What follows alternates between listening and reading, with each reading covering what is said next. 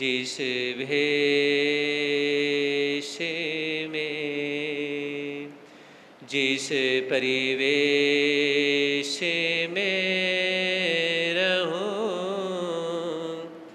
नमो अरिहंत नमो अरिहंत नमो अरिहंत कहूं। जिस शान से जिस नाम से जिस जाने में रहूं, नमो अरिहंत नमो अरिहंत नमो अरिहंत कहूं। जिस प्यारे से जिस ख्वारी से जिस संसार में रहूं, नमो अरिहंत नमो अरिहंत नमो अरिहंत कहूं। जिस ध्यान से जिस सम्मान से जिस जहान में रहूं, नमो अरिहंत नमो अरिहंत नमो अरिहंत कहूं। है समय नदी के धार के जिसमें सब बह जाया करते हैं। है समय बड़ा तूफान परवल पर्वत झुक जाया करते हैं। अक्सर दुनिया के लोग समय में चक्कर खाया करते हैं, लेकिन कुछ ऐसे होते जो इतिहास बनाया करते हैं, इतिहास बनाया करते हैं। चरम तीर्थंकर शरमण भगवान महावीर स्वामी के चरणों में कोटि से वंदन अभिवंदन। पूज्य गुरुदेव के पावन चरणों में असीम आस्था के साथ कोटि से वंदन अभिवंदन। सुनेंगे आप लोग उत्तरायण सूत्र के माध्यम से भगवान महावीर एक सूत्र देते हैं, खंडमित सुखा बहुकाल दुखा। यहाँ पे फरमाया सांसारिक भोग विलास क्षण मात्र के लिए या कुछ समय के लिए सुख देने वाले होते हैं, लेकिन लंबे समय तक वो दुख देने वाले होते हैं। भगवान महावीर फरमाते हैं कि जिन सुख के पीछे हम भागते हैं, जिस सुख को पाने के लिए हम परेशान होते हैं, या जिस सुख को पाने के लिए हम एक अपनी फैमिली बनाते हैं, सुख को पाने के लिए हम चारों तरफ अपना फ्रेंड सर्कल बहुत कुछ बनाते हैं।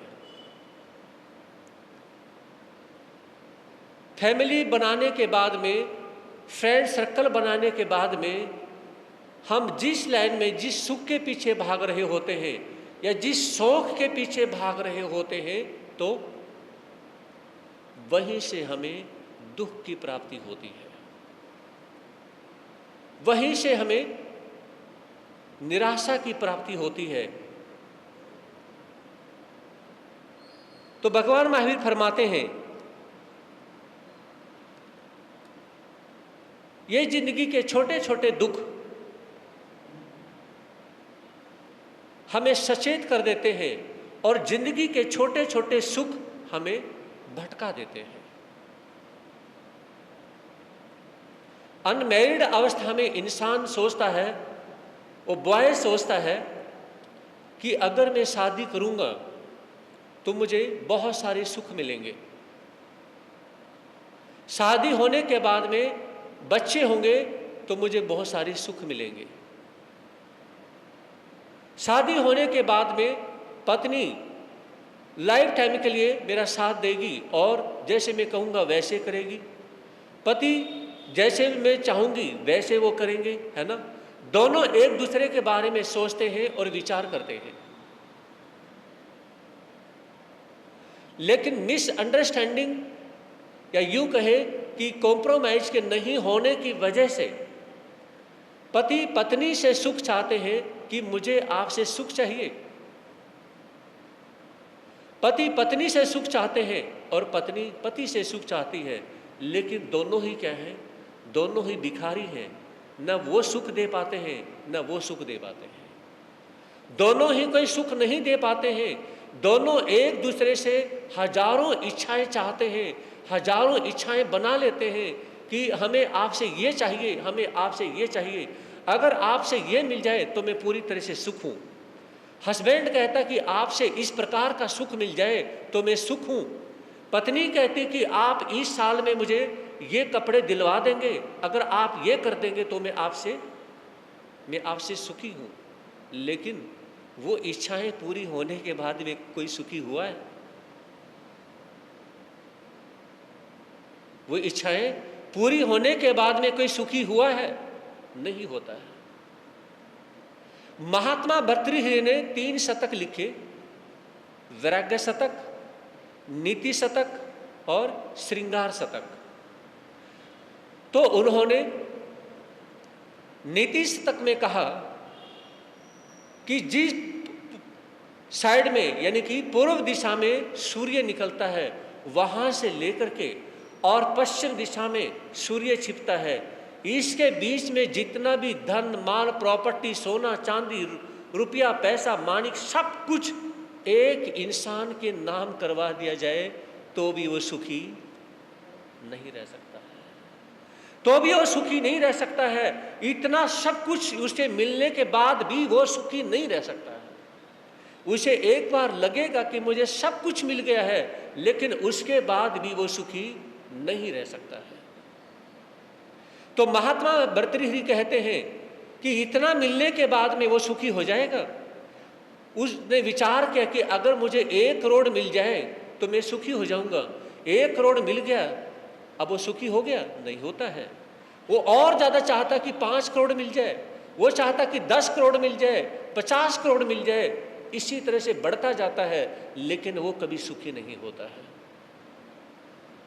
अगर इस तरह से सुख मिलना होता तो विचार करिए, चाहे वो सनातन धर्म में है, आर्य समाज में है, जैन धर्म में है, इतने साधु साध्वी पढ़े लिखे, है ना, और शरीर से ठीक ठाक जो बनते हैं उनको बनने की जरूरत ही नहीं थी।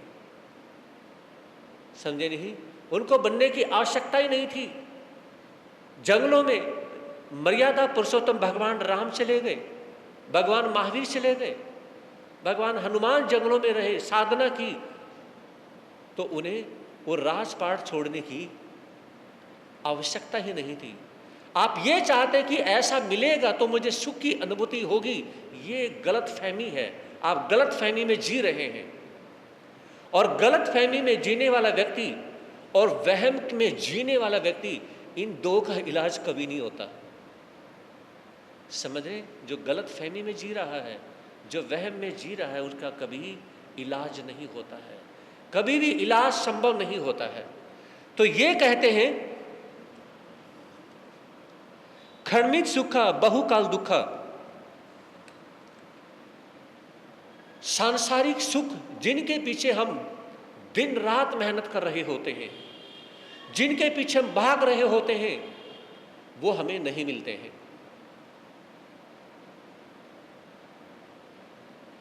कपिल केवली की कहानी आती है अपने उत्तराधर सूत्र में। उसमें फरमाया गया है कि पिता ने अपने बेटी को अपने ही मित्र के पास में पढ़ने के लिए भेज दिया। जब पढ़ने के लिए भेजा तो उसमें अब वो मित्र वहां पर जाता है। मित्र के वहां पे जाने के बाद में पढ़ता है, लिखता है, लेकिन पढ़ाई में नंबर कम आते हैं। तो उस नंबर कम आने के बाद में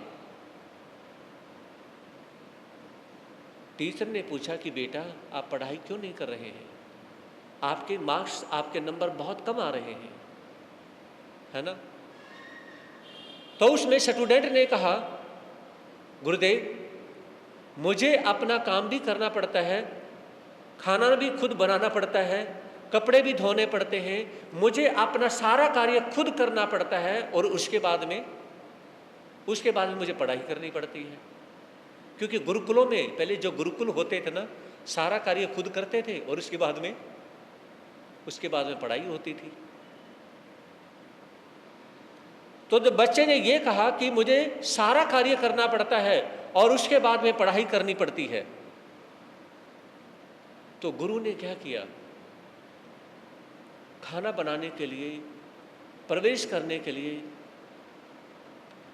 यानी कि एक सेविका की जब ड्यूटी लगा दी और एक सेविका की ड्यूटी लगाने के बाद में वो खाना बनाती है, कपड़े इत्यादि धोती है, तो उस दासी से यानी कि धीरे धीरे स्नेह प्यार होता है और दोनों शादी के बंधन में बंध जाते हैं। शादी के बंधन में बंधने के बाद में वो प्रेग्नेंट होती है और उन्होंने कपिल को, अपने पति को कहा कि हमारे पास में कोई पैसा इत्यादि भी नहीं है, किसी प्रकार का ऐसा कोई रोजगार नहीं है, कोई ऐसा कार्य किया जाए कि जिसकी वजह से क्या है, आने वाले समय में हमारा जो बच्चा भी होगा उसकी परवरिश अच्छे से कर सकते हैं।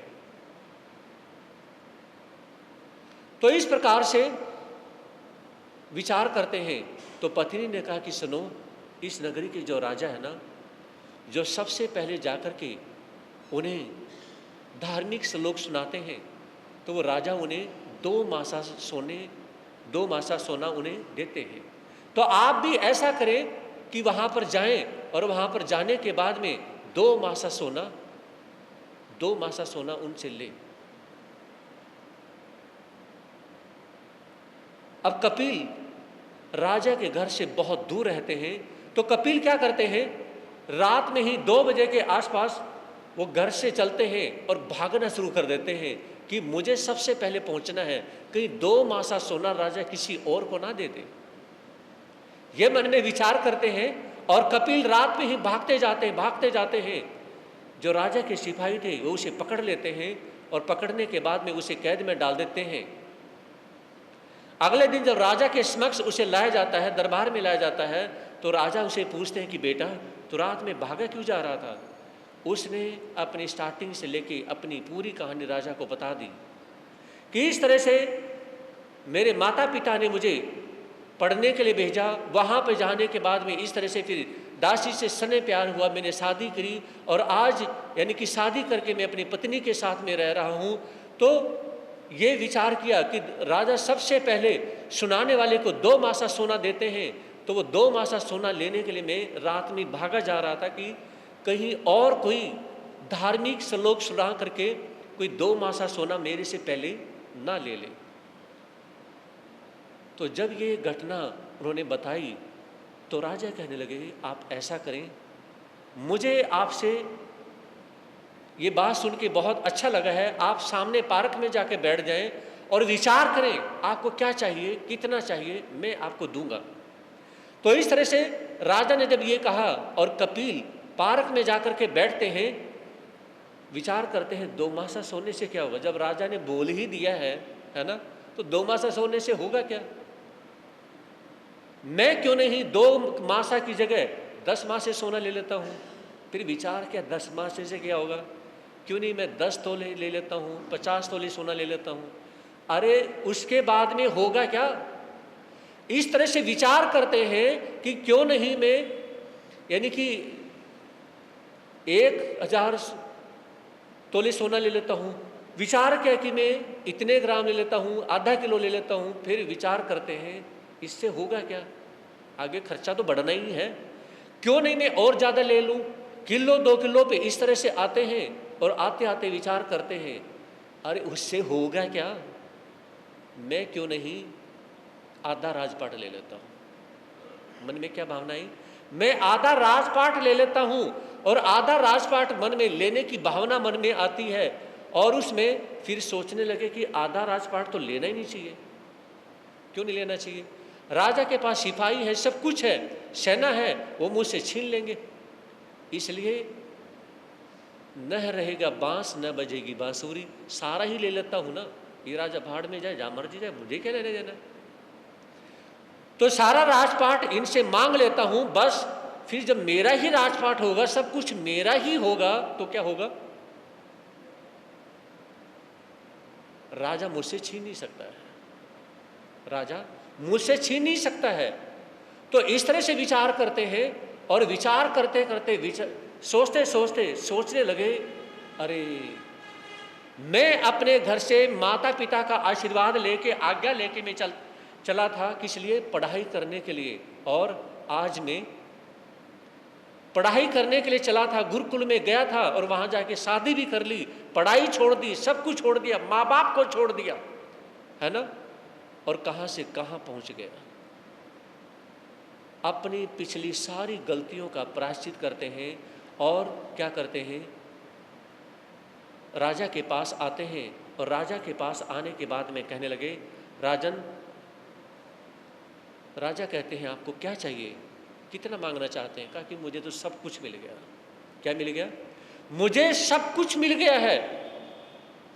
तो उसमें राजा कहने लगे कि आपको सब कुछ कैसे मिला। उन्होंने विचार किया, फिर उन्होंने सारी घटना बता दी कि पार्क में जाके मैं ऐसा सोचने लगा, आपके बारे में मैंने बहुत बुरा सोचा, और क्या सोचा वो भी बता दिया, है ना, वो भी बता दिया। कहने लगे कि मुझे कुछ नहीं चाहिए, जो मेरे मन में आया था वो मैंने आपको बता दिया है, और इस तरह से अब मैं तो सन्यास को ग्रहण करना चाहता हूँ, मैं संत बनना चाहता हूँ। वो सब बताने के बाद में राजा भी विचार करने लगे कि ये लड़का भी कमाल का है ना। अब इसके मन में दीक्षा लेने की भावना आई, जो भी बुरे से बुरे विचार आए वो भी राजा को बता दिए, कि मेरे प्रति बुरे विचार आए वो भी मुझे बता दिए। तो ये कहते हैं कि वो व्यक्ति धन्य होते हैं जो अंदर से और बाहर से एक जैसे होते हैं। जैसे बेर होता है, बेर क्या है, बाहर से अगर आपने ध्यान नहीं दिया, ऐसी जोर से बुड़की मारने की कोशिश करी तो आपके दांत टूट सकते हैं, क्योंकि बेर के अंदर जो कंकड़ा होता है वो इतना हार्ड होता है कि आप दांत से तोड़ नहीं सकते हैं, है ना, दांत से तोड़ नहीं सकते हैं। तो कुछ व्यक्ति ऐसे होते हैं, बेर के समान व्यक्ति होते हैं। तो बेर के समान जो व्यक्ति होते हैं उन्हें बाहर से यानी कि खाते हैं, मीठे लगते हैं, टेस्ट लगता है, लेकिन अंदर से वैसे कंकड़े के समान होते हैं कि ना टूट सकते हैं, जबकि सामने वाले को तोड़ने की कोशिश करते हैं। ऐसे कंकड़े के समान जो व्यक्ति हैं तो वो अपना भी भला नहीं कर पाते हैं और दूसरे का भी भला नहीं कर पाते हैं। लेकिन कुछ व्यक्ति अंगूर के जैसे होते हैं, जो बाहर से भी सॉफ्ट हैं और अंदर से भी सॉफ्ट हैं। आप खाएंगे, कोई डरने की जरूरत ही नहीं है, चाहे आप जोर से यानी कि अंगूर को काटें, आराम से काटें, वो बाहर से भी सॉफ्ट है, अंदर से भी सॉफ्ट है। जब मर्जी खाएं, जैसे मर्जी खाएं, ये टेंशन लेने की जरूरत नहीं कि दांत टूट जाएंगे। लेकिन बेर खाने वाले व्यक्ति के दांत टूट जाते हैं और अंगूर खाने वाले व्यक्ति के दांत ऐसे के ऐसे रहते हैं। भगवान महावीर फरमाते हैं, खंडमित सुखा बहुकाल दुखा, थोड़े के समय के जो सुख होते हैं वो अनंत समय के लिए, पूरी जिंदगी के लिए दुख देने वाले होते हैं।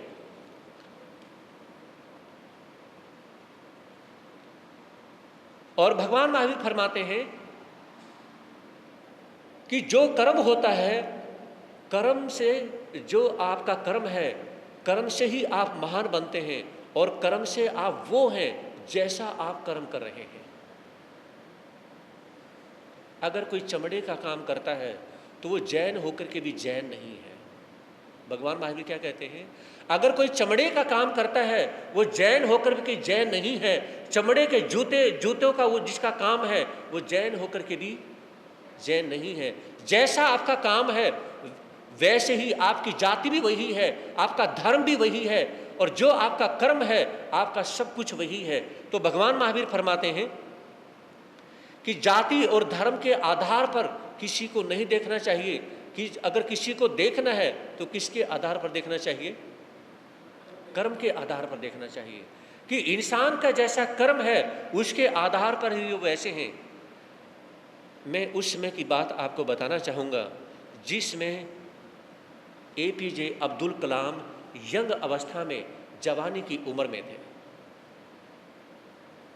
जब जवानी की उम्र में APJ अब्दुल कलाम हमारे देश के राष्ट्रपति भी हुए हैं, महामहिम हुए हैं और सबसे बड़े मिसाइल मैन हुए हैं, है ना।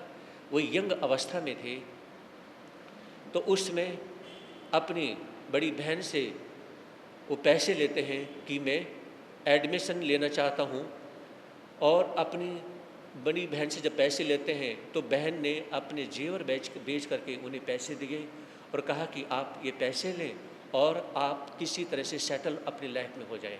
देखिए बहन ने कितना बड़ा उपकार किया, अपने ही जेवर बेच करके उन्हें पैसे दिए कि मेरा भाई स्टैंड हो जाए। पैसे लेके जाते हैं लेकिन इतने जेवर नहीं थे कि बहुत ज़्यादा पैसे मिल जाएं, थोड़े से पैसे उन्हें मिलते हैं, इतने से ही जेवर थे। वो पैसे लेकर के जब पहुंचते हैं तो उसमें क्या है, उनका एडमिशन नहीं होता है, और किराए भाड़े में उस चीज़ में वो पैसे जब खर्च हो जाते हैं तो वो हताश हो जाते हैं। ऋषिकेश जब वो पहुंचते हैं तो इतने हताश हो जाते हैं कि मैं अब इस शरीर को छोड़ दूँ, मुझे जीना नहीं चाहिए, मेरे पास में क्या है, कुछ भी तो नहीं, समझ रहे, मेरे पास कुछ भी तो नहीं। अरे घर के अंदर इतना पैसा नहीं कि मैं ढंग से गुजारा कर सकूं, अपना पेट पाल सकूं, ऐसा पैसा मेरे पास नहीं। ऐसा उनके मन में विचार आता है और उसमें हताश निराश हो जाते हैं। और जब मरने के लिए पहाड़ी की तरफ वो चलते हैं और उसमें देखिए जो वहाँ पर ऋषिकेश से गंगा बह रही है, तो वहाँ पर जो मठ था, मंदिर बना हुआ था, वहाँ एक पुजारी ने यानी कि उस संत ने उन्हें देखा और देखने के बाद में उन्हें बुलाया कि बेटा इधर आओ। जब उनके पास में जाते हैं, आज पता आप उदास, बहुत ज़्यादा उदास लग रहे हो, मैं जीना नहीं चाहता हूँ, मैं मरना चाहता हूँ। आप मरना चाहते हैं? क्यों?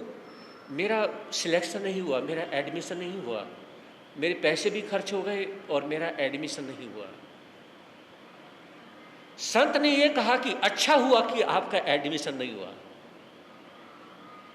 अगर आपकी जिंदगी के सारे पैसे खर्च हो जाएं, है ना, और आपका काम भी ना बने और आपके पास जीने के लिए, पेट भरने के लिए पैसे ना हो, और कोई ये कहे कि अच्छा हुआ जो आपके पास हुआ, तो आप उसको गालियां देना शुरू कर देंगे। हाँ जी, आप उसे क्या करेंगे? क्या करेंगे बोलो? गालियां देना शुरू कर देंगे। तो संत ने कहा कि जो हुआ बहुत अच्छा हुआ। कहा कि कैसे? कैसे? तो संत कहने लगे अच्छा इसलिए हुआ कि जिंदगी आपको वो देना चाहती है जो आप चाहते वो नहीं, आपको बहुत कुछ देना चाहती है। कहा कि मेरे पास तो अब घर जाने के लिए पैसे भी नहीं है, मैं कैसे जाऊंगा, मैं ट्रेन में बस में बैठ नहीं सकता हूं।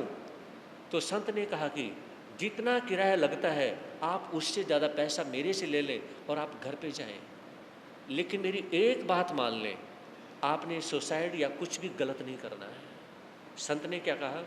आपने कुछ भी गलत नहीं करना है, बस मेरी बात ये मान लें, आप घर चले जाएं। अगर बाहर आप कुछ कर नहीं सकते हैं तो घर जाकर के बैठ जाएं और वहां घर जाकर के सोचें, अपने भगवान का नाम लें, अपने माता पिता के चरणों में बैठ जाएं, अपने बड़ों को नमस्कार करें, हाथ जोड़ करके बैठेंगे, भगवान का नाम लेंगे, हो सकता है कि बहुत अच्छी सलाह आपको मिल जाए, है ना, हो सकता है।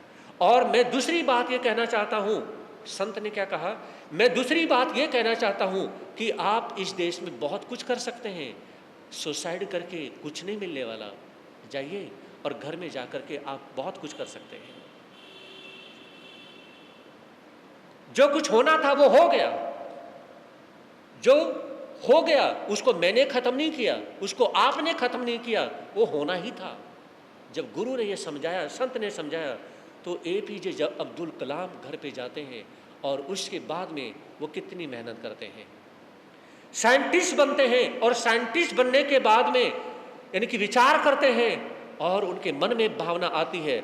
एक संत ने मुझे किस प्रकार से समझाया, ये भी कहा, अच्छा हुआ ये घटना होगी, क्योंकि नहीं तो आप पढ़ते और सिंपल नौकरी करते, और नौकरी करके आप यानी कि शादी करते और क्या करते, अपने बच्चों का पालन पोषण करते, लेकिन आप बहुत कुछ बनना चाहते थे, इसलिए भगवान ने ये छोटा सा काम आपको नहीं करने दिया। ये छोटा काम आपको इसलिए नहीं करने दिया क्योंकि आप बहुत कुछ कर सकते थे। तो उसमें जब वो मिसाइल मैन बनते हैं, एक बहुत बड़े देश के साइंटिस्ट बनते हैं, तो वो उस घटना को कभी नहीं भूलते हैं। हाँ जी, उस घटना को कभी नहीं भूलते हैं। वो देश प्रेमी बने, उनके अंदर देश के प्रति इतना प्रेम था। अनेकों कंट्रियों ने कहा कि आप इंडिया को छोड़ें और हमारे देश में आए, सबने कहा, लेकिन नहीं, कहा कि मैं गद्दारी नहीं करूंगा, मेरा जो धर्म है, मैं जिस लाइन में हूं, मैं जिस जाति में हूं, मैं जहां पे हूं, जैसे भी हूं, मैं उसके साथ गद्दारी नहीं करूंगा, क्योंकि मेरा जो कर्म है, मुझे जो कर्म करने के लिए मिला है, मेरा जो फर्ज है, मुझे जो फर्ज करने के लिए मुझे ये जो जीवन मिला है, मैं फर्ज से बिल्कुल भी डिग नहीं सकता हूं, मैं उसको छोड़ नहीं सकता हूं। यह मन में विचार करते हैं। और APJ अब्दुल कलाम देश के प्रति ऐसे समर्पित राष्ट्रपति हुए हैं, ऐसे समर्पित राष्ट्रपति हुए हैं कि वो अपने देश के बारे में किसी भी नागरिक से गलत सुन नहीं सकते हैं।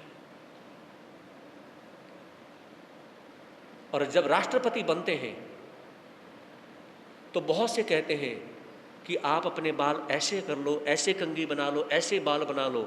तो राष्ट्रपति महामहिम APJ अब्दुल कलाम कहने लगे, मैं बाल बनाने के लिए राष्ट्रपति नहीं बना हूं, मैं एक साइंटिस्ट हूं, और साइंटिस्ट जो होते हैं उनके अपने शौक नहीं होते, उनके शौक देश के लिए होते हैं। उन्होंने क्या कहा, विचार करिए, उन्होंने कहा कि मैं साइंटिस्ट हूं और राष्ट्रपति बनने से पहले भी मैं क्या हूं, बोलते क्यों नहीं, मैं राष्ट्रपति बनने से पहले साइंटिस्ट हूं, मैं राष्ट्रपति बन गया हूं, मैं कल के दिन राष्ट्रपति रहूं या ना रहूं, लेकिन मैं साइंटिस्ट जरूर रहूंगा। याद रखें, इस बात को नोट करें, और इस बात को ऐसा नोट करें कि जब तक जिए उसे भूले ना। तो APJ अब्दुल कलाम ने कहा, मैं कल के दिन हो सकता है राष्ट्रपति ना रहूं, लेकिन मैं कल के दिन भी साइंटिस्ट रहूंगा, मैं मरूंगा तो भी मैं साइंटिस्ट रहूंगा। मैं अपने शौक को नहीं, मैं देश के शौक को देखना चाहता हूं, और देश का शौक ये है, वो मेरे से उम्मीद लगाए बैठा है कि मुझे देश ये चाहता है कि APJ अब्दुल कलाम से हमें बहुत कुछ मिले, और वो मैं देखे जाना चाहता हूं। जब देश मुझे इस लायक समझता है तो मेरा कोई शौक नहीं, मैं देश का शौक देखना चाहता हूं। बस विचार करिए, ऐसे ऐसे यानी कि इंसान, और ये तो आप लोगों ने देखा ही है, टीवी पे तो देखा ही है, फेस टू फेस नहीं देखा तो आप जानते हैं ये भी नहीं कि वो हजारों साल पहले हुए हैं, वो बात भी नहीं है। तो थोड़ा सा चेंज करने की आदत जरूर डालिए। अगर एक देश के इतने बड़े महामहिम हैं, जितने बड़े राष्ट्रपति हुए हैं, इतने बड़े साइंटिस्ट हुए हैं, और उनके बारे में टीवी पे देखा है, सुना है, स्पीच भी सुना है, आपने कितनी बार उनको देखा है, और फिर भी अपने आप को आप चेंज नहीं कर सकते हैं, तो भगवान भी आपको चेंज नहीं कर सकता है। जब छोटी उम्र के संत यानी कि अपने आप को चेंज कर सकते हैं और आप अपने आप को चेंज नहीं कर सकते हैं, तो फिर धार्मिक होने का कोई फायदा भी नहीं है, उल्टा नुकसान तो है, फायदा कुछ नहीं है। समझे नहीं? मैं ये कहना चाहता हूं, आप धार्मिक बनो ना बनो, आप धर्म करो या ना करो, लेकिन इंसानियत के नाते आप देश के शौक या देश के लिए या समाज के लिए कुछ अच्छा करने की जरूर करें। जैसे साइंटिस्ट APJ अब्दुल कलाम, कहाँ तो वो शरीर छोड़ने जा रहे थे और कहाँ वो देश के लिए देखे जाते हैं। उसके बाद बात आती है, एक उर्दू के शायर ने कहा उर्दू के शायर ने क्या कहा, क्या कहें हबाब, क्या क्या कहें हबाब, क्या कार्य नुमाया कर गए, क्या कहें हबाब, क्या कार्य नुमाया कर गए, बीए करी, नौकर हुए, पेंशन मिली और फिर मर गए। ये एक उर्दू के शायर ने ये गजब कर दिया कि आज की जिंदगी क्या है, क्या कि हर किसी की यही जिंदगी है। कोई जॉब करता है, सरकारी नौकरी करता है, उसे पेंशन मिलती है, बहुत खुश होता है, इस वजह से खुश होता है, बस अब जिंदगी में जब नौकरी नहीं भी करूंगा ना तो क्या करूंगा, पेंशन लेके खाता रहूंगा, है ना। बिजनेसमैन ये सोचता है इतना पैसा कमा लिया, इतना कमा लिया, बुढ़ापे में बैठ के खाता रहूंगा। लेकिन उस उर्दू के शायर ने कहा, आप कुछ भी करें, आपकी पेंशन आती है, बहुत मोटी पेंशन आती है, या आप बहुत बड़े बिजनेसमैन हैं, लेकिन अंतिम समय में शरीर छोड़ के तो मरना तो जरूर पड़ेगा। और जो राख बनेगी ऐसी बिजनेसमैन की होगी, और ऐसी ही नौकरी करने वाले की होगी, ऐसी ठगी करने वाले की होगी, ऐसी चोर लुटेरे की होगी, ऐसी ही संत की होगी। हर किसी की एक जैसी राख होगी, लेकिन राख होने से पहले उसका नेचर, उसका व्यक्तित्व क्या है, वो समाज के लिए उत्थान का कार्य कर जाता है, वो बहुत बड़ी बात हो जाती है। और कोई अपने लिए जी करके मर जाता है, वो कोई बड़ी बात नहीं होती है। वतन की रे मुझे एड़ियां रगड़ने दे। एक कवि ने क्या कहा, ए वतन की रे, रे किसको कहते हैं, मिट्टी, समझ रहे हैं। ए वतन की रे मुझे एड़ियां रगड़ने दे, मुझे यकीन है पानी यहीं से निकलेगा, मुझे यकीन है पानी यहीं से निकलेगा। तो ये कहते हैं कि रेत पर घिसाने के बाद में भी कि वहां से, मतलब आप वहां से पानी निकाल सकते हैं, बशर्ते आपकी नीयत अच्छी हो, आपके इरादे अच्छे हों, आपका होमवर्क अच्छा हो, और आप जो करने जा रहे हैं वो काम अच्छा हो, तो जरूर वहां से आपका कार्य जरूर होगा, आपका कार्य जरूर होगा। बस एक बात कह करके विचारों को विराम दूंगा। जैसे आते हैं धर्म, अर्थ, काम और मोक्ष। धर्म करना, अर्थ, पैसा, काम को यानी कि बहुत से क्या कहते हैं, यानी कि काम को सेक्स के बारे में कहते हैं, लेकिन काम जो है अनेकों प्रकार की इच्छाएं। जैसे मैं आपसे पूछना चाहूँगा, आपने बहुत से घरों में एक गाड़ी मिल जाती है, कौन सी, मारुति कंपनी की जो गाड़ी है डिजायर, है ना, डिजायर गाड़ी मिल जाती है। तो यानी कि इच्छा, कामना करना, समझ रहे हैं, मनोकामना, डिजायर मनोकामना, इच्छा, लालसा। तो इसी प्रकार से जब हमारी लालसा होती है, डिजायर होती है, जब आपके अंदर ये डिजायर है, लालसा है, मनोकामना है, और वो मनोकामना क्या है, वही मनोकामना जब गहरी कर जाती है, महापुरुषों ने क्या कहा, वही डिजायर जब बहुत गहरी हो जाती है, उसमें गहरी होने के बाद में हम क्या करते हैं, हम सेक्सुअल नेचर की तरफ बढ़ जाते हैं। फिर हम शास्त्रों में उससे काम कहना शुरू कर देते हैं। अभी इच्छा हल्की थी, लाइट थी, और वह इच्छा लाइट होते होते क्या है, बहुत हैवी होगी। और हैवी इच्छा अच्छाई के लिए नहीं हुई, हैवी इच्छा सेक्सुअल नेचर के लिए होगी, तो डिजायर। तो महापुरुष ये कहते हैं कि जो डिजायर है, जो इच्छा है, अगर वो दूसरे का भला करने के लिए हो जाए तो विचार करिए। अगर डिजायर, आपकी इच्छा, मनोकामना, आपकी लालसा अगर देश के लिए हो जाए तो विचार करिए।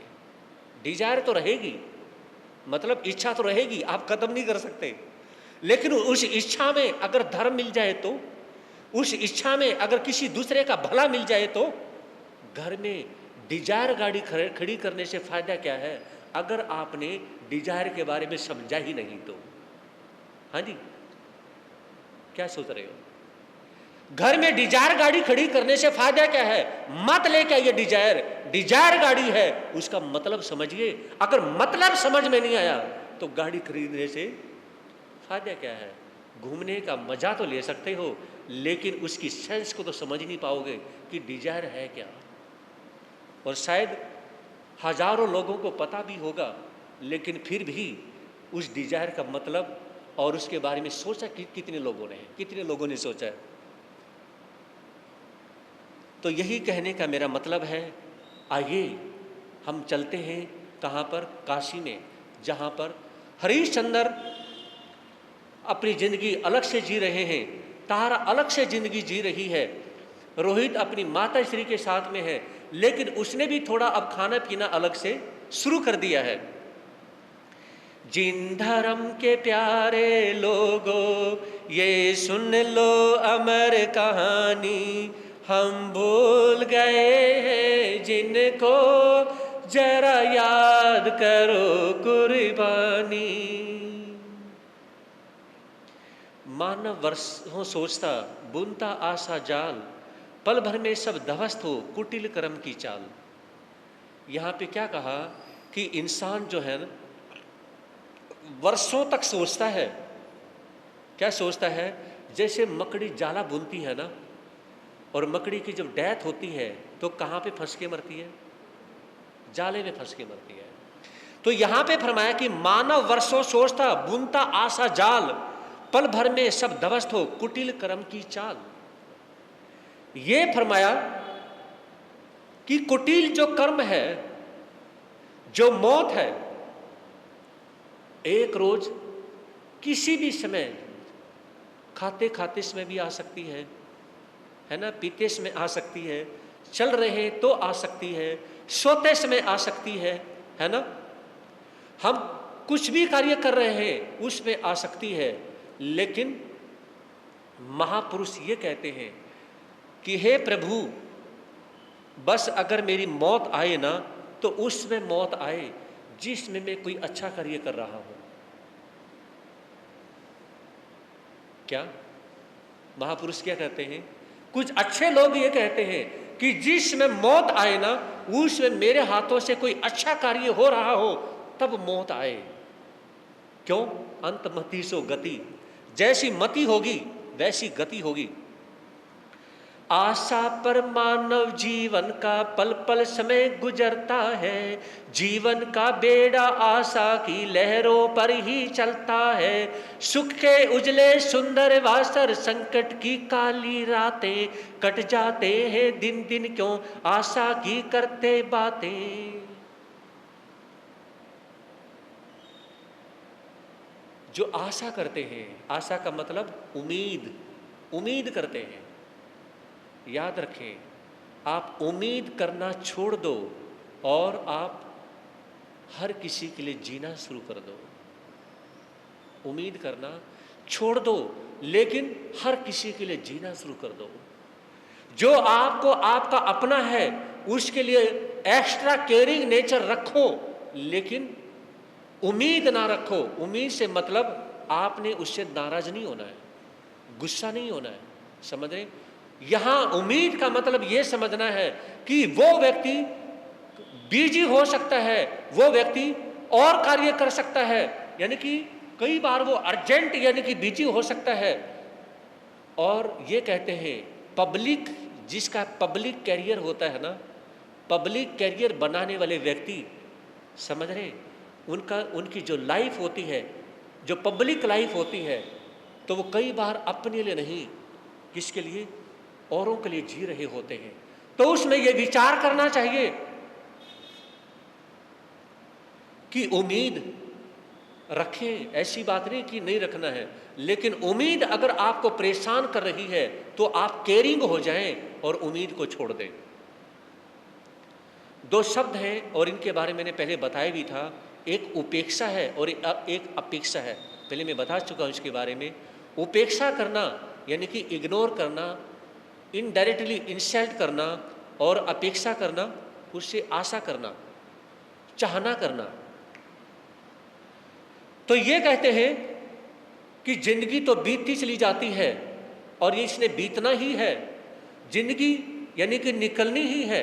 लेकिन अच्छे लोग ये कहते हैं कि आप उम्मीद को छोड़ करके होमवर्क करने पे आ जाएं। अगर एक स्टूडेंट उम्मीद ही करता रहेगा, आशा ही करता रहेगा, तो वो पढ़ लिख नहीं सकता है। समझ रहे हैं? विचार करें कि जब स्टूडेंट थे, क्या आप आशा करते थे ऐसा होगा वैसा होगा, यही इसके सपने बनाते रहते? अगर आप उम्मीद के सपने बनाते रहते तो क्या पढ़ लिख जाते? बोलो, पढ़ लिख जाते? नहीं पढ़ते लिखते। आपने इतना बड़ा बिजनेस खड़ा किया है, क्या वो उम्मीद करने से बिजनेस खड़ा हो जाता? नहीं खड़ा होता। आपने मेहनत की है ना? अगर आप मेहनत नहीं करते तो ये सब कुछ नहीं होता। तो ये कहा जाता है कि मेहनत करिए और आगे बढ़िए। उम्मीद से, आशा से ही सारे काम पूरे नहीं होते हैं। आशा है रोहित निज बल से कुछ धनराशि कमाएगा, होकर तृणपति का मेरा चीर दास्तव छुड़ाएगा। तो तारा अपने बेटे से ये उम्मीद करती है कि मेरा बेटा रोहित एक दिन क्या करेगा, बड़ा होगा और बड़ा होने के बाद में हमारा कर्ज उतारेगा और दोबारा से हम महलों में जाएंगे। तारा ने उम्मीद लगा रखी है, लेकिन तारा के पीछे एक व्यक्ति खड़ा खड़ा हंस रहा है। समझ रहे? उस व्यक्ति का नाम क्या है? उस व्यक्ति का नाम है भाग्य। तारा का ही भाग्य, जिसे आप क्या कहते हैं? किस्मत, या यूं कहें कर्म। तो तारा का ही भाग्य उसके पीछे पीछे खड़ा हुआ हंस रहा है और भाग्य उसे कहना चाहता है, जब मैं अभी सौभाग्य बना ही नहीं तो आप क्या है मेरे से कैसे हासिल कर सकती हैं? अभी मैं आपके लिए सौभाग्य के रूप में नहीं हूं, मैं आपके लिए अहोभाग्य के रूप में नहीं हूं, मैं आपके लिए परम भाग्य के रूप में नहीं हूं, मैं आपके लिए सिर्फ क्या हूं? अभी भाग्य के रूप में हूं और भाग्य के में भी अच्छे रूप में नहीं हूं। तो भाग्य हंस रहा है और कह रहा कि अभी तो कुछ भी नहीं मिला आपको, अभी तो बहुत कुछ दुख मिलने वाला है। और वो हंस रहा है। हंसता हुआ भाग्य उसे कहता है कि बहुत बुरी तरह से तुम रोगी, चिल्लाओगी तारा, चिल्लाओगी, इतना रोगी, इतना परेशान होगी कि तुम विचार करोगी कि ऐसा दुख भी आ सकता है। भाग्य पीठ पीछे खड़ा खड़ा हंस रहा है और उसे कहना चाहता है कि ऐसा भी हो सकता है। तो उस समय अब तारा का भाग्य उसे रुलाने के लिए तैयार है। तारा की किस्मत तारा को रुलाने के लिए तैयार है। बड़ी मुश्किल से तारा के फेस पे थोड़ी सी हंसी आई थी, है ना, कि मेरा बेटा 11-12 साल का हो चुका है, लेकिन अब भाग्य उसे रुलाने के लिए तैयार है। क्या होगा? किस प्रकार से तारा को रोना आएगा, कैसे जिंदगी के अंदर दुख आएंगे और क्या होगा तारा की जिंदगी के अंदर। आगे जैसा समय होगा आगे सुनना ना भूलें। बोलिए समरण भगवान महावीर स्वामी की, आचार्य भगवान श्री शिवमुनि जी महाराज की, चमत्कारी बाबा परम सेवक पूज्य गुरुदेव श्री प्रेम सिंह जी महाराज की, उपाध्याय प्रोफेसर रविंद्र मुनि जी महाराज की, प्रज्ञा मेरे श्री पूज्य गुरुदेव श्री उपेंद्र मुनि जी महाराज की, श्री चत्तारी मंगलम अरिहंता मंगलम सिद्धा मंगलम साउ मंगलम केवली प्रणतोधम मंगलम, चत्तारी लोगतमा अरिहंता लोगतमा सिद्धा लोगतमा साउ लोगतमा केवली प्रणतोधम लोगतमा, चत्तारी शरणम पवेजामि अरिहंते शरणम पवेजामि सिद्धे शरणम पवेजामि साउ शरणम पवेजामि, केवली प्रणतो धम्मो शरणम पवेजामि, अरिहंतों का शरणा, सिद्धों का शरणा, साधु का शरणा, धर्म का शरणा। ये चार शरण दुख हरण जगत में और न शरणा कोई, जो भव प्राणी करे आचरण उसे अजर अमर पद होगा, उसका सदा ही